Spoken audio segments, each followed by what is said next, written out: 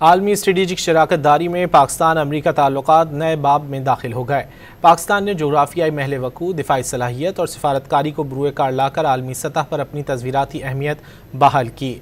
आलमी जरीदे Carolina political review ने अपनी रिपोर्ट में पाकिस्तानी हुकूमत और अस्करी क़यादत की बेहतरीन हिकमत अमली का एतराफ़ किया। रिपोर्ट के मुताबिक मई में पाक भारत कशीदगी ने पाकिस्तानी दिफाई सलाहियत और साख को कशीदगी के दौरान मौसर सिफारतकारी के ज़रिए वाशिंगटन का एतमाद बहाल करके ताल्लुकात को नई समत दी। अमरीका ने जनूबी एशिया, खलीज और वस्त एशिया तक रसाई में कलीदी पुल करार देकर पाकिस्तान की जोग्राफियाई अहमियत को मरकज़ी हैसियत दी। पाकिस्तानी बंदरगाहें ख़ास तौर पर गवादर बहुत बड़ा असासा है।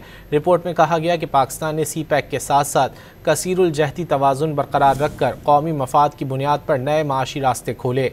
अमरीका की नई हिकमत अमली में पाकिस्तान कौमी सलामती के मफादात के हुसूल के लिए अमरीका का कलीदी इत्तेहादी होगा।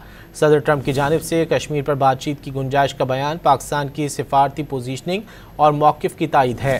पाकिस्तान ने सफारती महाज पर नफसियाती बरतरी हासिल करके वाशिंगटन में मुस्बत फ़ज़ा कायम की, जबकि भारत पीछे रह गया।